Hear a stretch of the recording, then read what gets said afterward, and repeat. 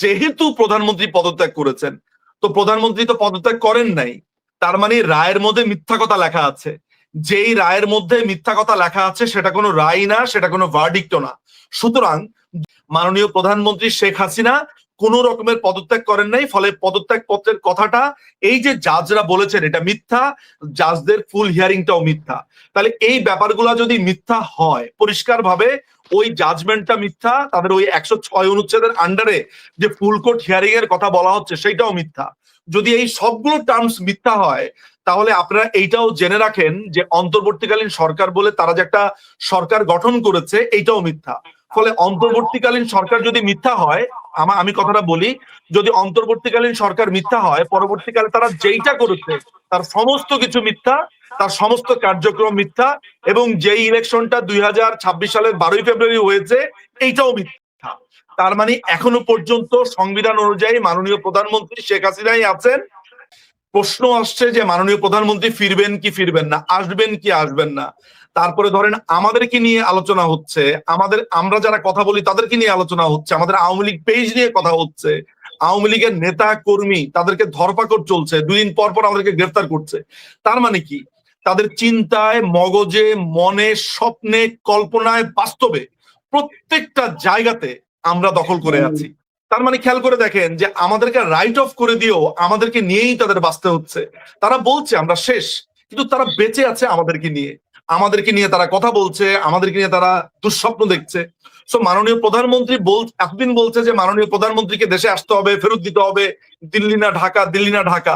এখন যখন মাননীয় প্রধানমন্ত্রী বলছেন যে আমি ফিরবো, তখন তারা বলছেন যে না, আত্মসমর্পণ করা যাবে না, হ্যান না ত্যান না, এটার বন্দি প্রত্যাপন করতে হবে, নিয়ম মানতে হবে, এই করতে হবে, সেই করতে হবে। যারা শাসন ক্ষমতাকে দখল করেছে, যারা সংবিধানকে দখল করে দখলদার বাহিনী সেজে এই দেশের উপরে চেপে বসেছে, তাদের প্রত্যেকটা মুহূর্তে তারা যাদেরকে নিয়ে কথা বলছে সেটা হচ্ছে আমরা। যেমন ধরেন আমি আজকের ঘটনাটাই বলি, যেমন মুরগি মিলন নামে যে লোকটি আছে, যাকে শিক্ষামন্ত্রী বলা হয়, যাকে এই মুহূর্তে মুরগি মিলন উপাধি দেওয়া হয়েছে, সেই মুরগি মিলন কিন্তু সংসদে দাঁড়িয়ে বলছে যে আগের সরকার এই প্রশ্নপত্র করে গেছে, সেই কারণে প্রশ্নপত্রে ভুল ছিল। দেখেন, এই প্রশ্নপত্রের প্রসঙ্গ মানে আজকের দিন পর্যন্ত বাংলাদেশ আওয়ামী লীগ প্রাসঙ্গিক, অর্থাৎ আমাদেরকে দোষ দিয়ে যাচ্ছে। এইটা কেন হয়েছে, এটা আওয়ামী লীগ করে গেছে, ওইটা কেন হয়েছে, আওয়ামী লীগ করে গেছে, আওয়ামী লীগ এই মাত্র এসে গেল, আওয়ামী লীগকে ধরবো, আওয়ামী লীগকে মারবো। ছাত্রলীগ, যুবলীগ, স্বেচ্ছাসেবক লীগ, যখনই কথাবার্তা হচ্ছে সেটা আওয়ামী লীগ নিয়ে কথাবার্তা হচ্ছে। গত 2টা বছর টকশো বলেন, তারপরে এই যে জুলাই জঙ্গিদের নিজস্ব টকশো, পডকাস্ট, যেখানে বলেন না কেন এরা আতঙ্কিত। কারণ আপনি জানেন যে এই ধরনের একটা ঘটনা মানে ষড়যন্ত্র ঘটাবার পর সাধারণ নাগরিকরা উইদিন 2 or 3 weeks 4 weeks এর মধ্যে বলা শুরু করলো আগেই ভালো ছিলাম। আপনি মুটে বলেন, মজুর বলেন, শ্রমিক বলেন, মিলিয়নিয়ার বলেন, বিলিয়নিয়ার বলেন, ছাত্র বলেন, শিক্ষক বলেন, মানে আপনি এভরি অ্যাসপেক্টস ইন সোসাইটি, প্রত্যেকটা জায়গাতে, সমাজের প্রত্যেকটা স্তরে মানুষজন বলছে, তারা এসে নিজেদেরকে পরিচয় দিচ্ছে, ভাই আমরা সাধারণ মানুষ, আমরা আওয়ামী লীগও করি না, বিএনপিও করি না, কিন্তু এরকম একটা ভয়ঙ্কর জীবনে আমরা বেঁচে থাকতে চাই না।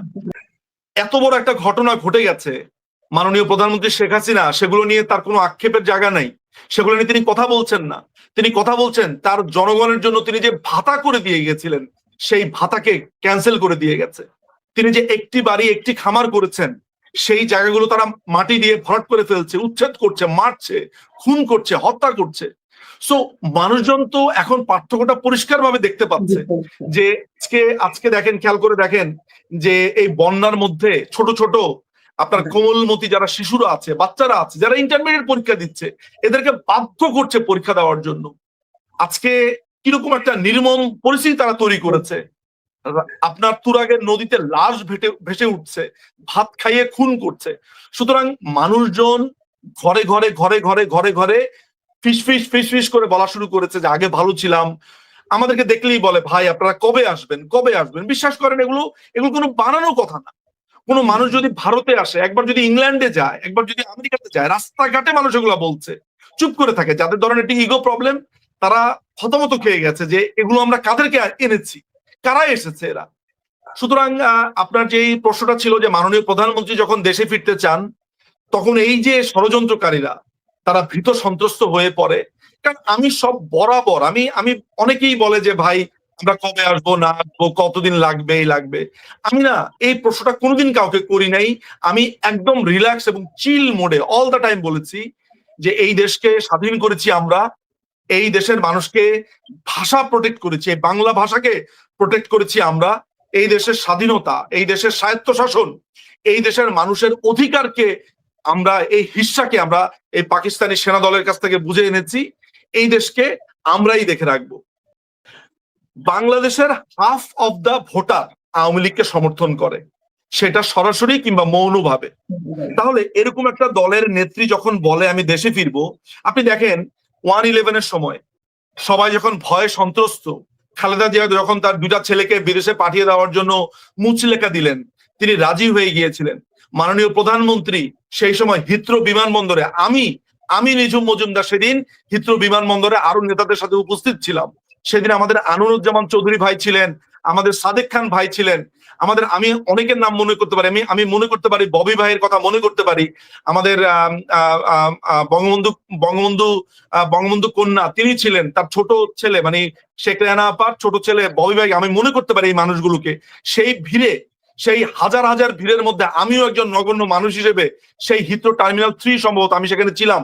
তিনি সেখানে বাংলাদেশে যাবেন, পরবর্তীকালে তাকে বোর্ড করতে দেওয়া হয় নাই, এটা টার্মিনাল 3 বা 2 হবে, তাকে বোর্ডিং করতে দেওয়া হয়নি। তিনি ফেরত আসার সময়, সেই সময় বিবিসি তাকে প্রশ্ন করছেন, তিনি বলছেন আমার দেশে আমি যাব, আমি দেশে যাব, আমাকে গ্রেফতার করলে করবে। তো মাননীয় প্রধানমন্ত্রী কিন্তু ব্যক্তিগত কথোপকথনেও আমাকে বলছেন যে আমাকে মেরে ফেললে ফেলুক, আমাকে খুন করে ফেললে ফেলুক, আমি যাব। উনি কিন্তু জানতেনও না যে উনাকে ভারতে উনাকে যাওয়ার ব্যবস্থা করা হয়েছে। উনি কিন্তু জানতেন যে গোপালগঞ্জে উনাকে নিয়ে যাওয়া হবে। হ্যাঁ, এই কথাগুলো কিন্তু উনার মুখ থেকে শোনা, এমন না যে আমি থার্ড পার্টি থেকে শুনেছি, সেকেন্ড পার্টি থেকে শুনেছি। সুতরাং মাননীয় প্রধানমন্ত্রী দেশে এটা তার দেশ, এটা এটা জাতির জনকের কন্যার দেশ, জাতির জনক এই দেশকে এনেছেন, তিনি এই দেশে ফিরবেন। কি করবে? মুসলমান, বঙ্গবন্ধু বলেছে একজন মুসলমান একবার মরে, 3 বার মরে না। তো মাননীয় প্রধানমন্ত্রী ওই তারই কন্যা, তারই ঔরসজাত কন্যা, তারও একই কথা যে আমি একবার মরবো, 3 বার মরবো না, দেখি কি করতে পারে। ফাঁসি দিবে, দেখ, ঠিক আছে, সারা বাংলাদেশের মানুষ তো আছে, দেখি কেমনে ফাঁসি দেয়। সো স্বাভাবিকভাবে তারা ভয় পেয়েছে, ভয়ে এখন প্রত্যেকটা জায়গাতে টক অফ দ্য টাউন কি। আর গত 2টা বছর বাংলাদেশের রাজনীতিতে আলোচনা কি, আমরা কত খারাপ, সেটাই তো। মানে আওয়ামী লীগ কত খারাপ, কি করেছে না করেছে, মানে ওদের পক্ষ থেকে যদি চিন্তা করি, তাহলে আওয়ামী লীগের বাইরে তো কোনো আলোচনা হয়নি। আমি আমার জীবনে আমার এই সৌভাগ্য আমার হয়েছে, আমি নেত্রীকে নিজেই এই কথা আমি বলতে পেরেছি আমার মুখ দিয়ে যে আপা, প্রতিটি রাত, প্রতিটি দিন, প্রতিটি মুহূর্ত, এই ঘড়ির প্রতিটা মুহূর্ত আমার কাটে, আমি প্রত্যেকটা সেকেন্ড গুনি ওই স্বপ্নে যে নেত্রী দেশে ফিরবেন, লক্ষ কোটি মানুষ, সেই মানুষের জনস্রোতে সেই দৃশ্য আমি কল্পনা করতে পারি। এবং নেত্রীকে সেই কথা বলার আমার সৌভাগ্য হয়েছে যে ওই জনস্রোতে আমি আপনাকে কল্পনা করি, ভাবি, এবং আমার এই জীবনটা আজীবনের জন্য ধন্য হয়ে যাবে যদি ওই জনস্রোতে একজন মানুষ হিসেবে আমি থাকতে পারি। এবং সেই দৃশ্য কল্পনা করেই আমার জীবন, আমার একমাত্র আশা, আমাদের একমাত্র ভরসা, আমি আজও যে বেঁচে আছি, এই যে সমস্ত দুঃখ, কষ্ট, যন্ত্রণা, যাকে কেন্দ্র করে, যাকে নিউক্লিয়াস করে বেঁচে আছি, তিনি হচ্ছেন মাননীয় প্রধানমন্ত্রী শেখ হাসিনা।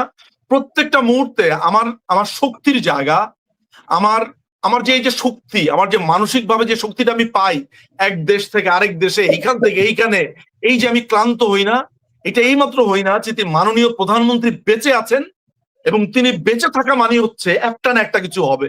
ফলে এই আশা নিয়ে বেঁচে আছি, আমি ওই দৃশ্য নিয়েও বেঁচে আছি যে মাননীয় প্রধানমন্ত্রী দেশে ফিরবেন, লক্ষ কোটি জনতা সেদিন বাংলাদেশকে চেয়ে ফেলবে, এই আশা, এই দৃশ্য, এগুলো নিয়ে বেঁচে আছি আপা। জানেন, যখন আপার কণ্ঠ শুনি, আমি মাঝে মধ্যে আমি ওনাকে আমি বলি যে আপা আপনার কণ্ঠ শুনেছি, এখন আমার 1 সপ্তাহ 2 সপ্তাহ আমি খুব আনন্দে কাটবে আমার। তো উনি মাঝে মধ্যে হেসে দেন। আমি জানি না কেন আমার কাছে মনে হয় যে উনার কণ্ঠটাই এমন, মানে উনি এমন একজন সাহসী একটা মানুষ, যে আপনি ওনার সাথে 2 সেকেন্ড কথা বললে আপনার কাছে মনে হবে যে এই পৃথিবীর সবচাইতে সাহসী আপনি।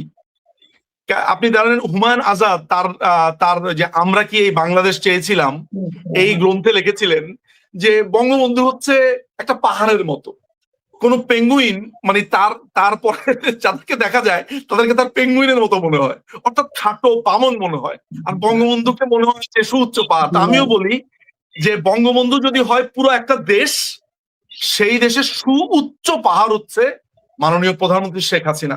আপনি কি জানেন যে লক্ষ লক্ষ ছেলেরা এই যে হাসতে হাসতে হাসতে হাসতে মাননীয় প্রধানমন্ত্রীর জন্য জান বিলা দিবে? আমি আপনাকে এরকম হাজার হাজার ছেলে, লক্ষ লক্ষ ছেলেদের কথা বলতে পারবো, মেয়েদের কথা বলতে পারবো, যারা মাননীয় প্রধানমন্ত্রীর মতো এরকম বুকে মাতম করতে করতে মারা যাবে। আপনি কি পাচ্ছেন বলেন আপা আপনি আমাকে? আজকে আপনি আপনার জীবন, আপনি ইচ্ছা করলেই তো এই টক শো করতেন না যে আপনি আপনার জীবন নানান ভাবে আপনি প্রবাহিত করতে পারতেন? কেন? আপনি সেই ডাকসুর নেত্রী, সেই কত সাল থেকে আপনি আজকে আছেন, কেন আছেন, কার জন্য আছেন? সেই আপনি একবার নিজেকে একবার আয়না গিয়ে প্রশ্ন করেন যে আপনি কিভাবে টিকে আছেন। দেখবেন উত্তর একটাই, মাননীয় প্রধানমন্ত্রী আছে বলে টিকে আছেন। আজকে মাননীয় প্রধানমন্ত্রীকে তারা নৃশংসভাবে হত্যা করে আমাদের মনোবল ভেঙে দিতে চেয়েছিল। আজকে মাননীয় প্রধানমন্ত্রী বেঁচে আছে বলে আজকে আমরা কিরকম সাহস নিয়ে আমরা বারবার স্বপ্ন দেখে যাচ্ছি, আমরা বলছি যে এই দেশ আমাদের, আমার বাপ চাচাদের, এই দেশ আমরা শাসন করব। আমি যতগুলো নেতাকর্মীকে দেখেছি জানেন, আমাদের নাসির মোড়ল নামে একটা ছেলে আছে গাজীপুরে, সে ঘোষণা দিয়ে সে আপনার মিছিল বের করেছে। আমাদের ব্রাহ্মণবাড়িয়াতে একটা ছেলে আছে, কি নাম যেন ছেলেটার, কয়দিন আগে সে ঘোষণা দিয়ে সে মিছিল বের করেছে। খুব সুন্দর ছেলেটা দেখতে, আমি নাম ভুলে গেছি, আরিয়ান না কি যেন একটা ছেলেটার নাম। এরকম আমাদের বিভিন্ন জায়গাতে আমাদের নেতারা ঘোষণা দিয়েছে। আমাদের ওই যে কুমিল্লার বাহার ভাই, তিনি ঘোষণা দিয়েছে যদি আওয়ামী লীগের নেতা কর্মীদের উপরে একটা কিছু চলে তাহলে তারা বুঝবে। আমাদের শামীম ওসমান ভাই, তারপরে এরকম আমাদের অনেক নেতারা আজকাল বলছেন যে কে কি করবে এটা দেখে নিবে তারা, এবং আমাদের নেতারা সব ফিরবে নেত্রীর সাথে। সো আমরা তাকে ঘিরে স্বপ্ন দেখি, বঙ্গবন্ধু কন্যাকে ঘিরে আমরা এখনো পর্যন্ত আমরা সেই সাহস সঞ্চার করে বেঁচে আছি। এই যে রাজনীতি সচেতন জেনজিরা আছে, কিভাবে প্রোডাক্টিভ কাজে লাগাতে পারি, দেশ গঠনের কাজে লাগাতে পারি, তরুণ নেতৃত্বে কিভাবে দেশকে নানান ভাবে আমরা বিভিন্ন সেগমেন্টে তাদেরকে কাজে লাগাতে পারি, এই ব্যাপারটা নিয়ে আমাদের মনে ভাববার ব্যাপার রয়েছে। শিক্ষা ব্যবস্থাকে আমরা একেবারে ঢেলে সাজাতে হবে। এই প্রত্যেকটা জায়গায় আমরা হাত দিব, প্রত্যেকটা জায়গায় আমরা কাজ করব, বিশেষ করে শিক্ষা, চাকুরির জায়গাতে নৈতিক শিক্ষা, খেলাধুলা। আমাদের দেশে মাদকের একটা বড় ধরনের একটা প্রভাব আমরা দেখতে পেয়েছি। এই মাদক থেকে কিভাবে তরুণদেরকে দূরীভূত করা যায়, খেলাধুলা, কালচারাল একটা বিপ্লব আমাদের প্রয়োজন। আমাদের দেখেন, আমাদের যাত্রা উঠে গেছে, আমাদের পথনাটক উঠে গেছে, আমাদের সিনেমা, আমাদের হাজার বছরের সংস্কৃতি, এগুলো প্রত্যেকটা দখল করে ফেলেছে মধ্যপ্রাচ্যের কালচার, পাকিস্তানি কালচার।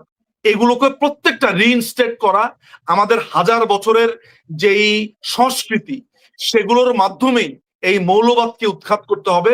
আমরা এই রাষ্ট্রকে একটা সুস্থ কালচারাল রাষ্ট্র, একটা শিক্ষিত রাষ্ট্র, এবং আমরা মেক শিওর করতে চাই একটা ছেলে, একটা মেয়ে বেকার থাকবে না।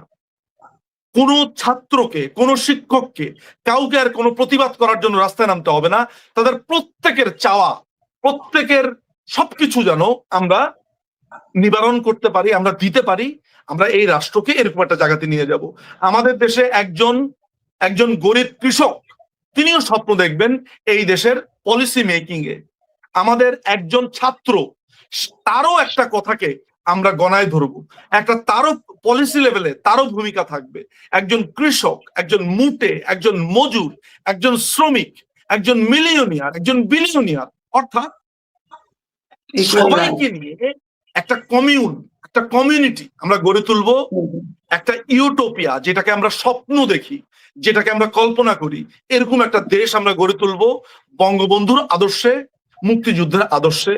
এইভাবে আমরা দেশটাকে গড়ে তুলবো। আমাদের ভুল আছে না, আমাদের ভুল হয়েছে না, হয়েছে। আমরা কি ফেরেশতাদের দল ছিলাম বাংলাদেশ আওয়ামী লীগ? না, ভুল ভ্রান্তি আমাদের আছে। সেই সব ভুল ভ্রান্তিকে আমরা চুলচেরা বিশ্লেষণ করে সমাজের প্রত্যেকটা জায়গার প্রতিনিধিকে সামনে নিয়ে মতামত নিয়ে আমরা সামনে আগাবো। এটাই আমাদের ভবিষ্যতের পরিকল্পনা।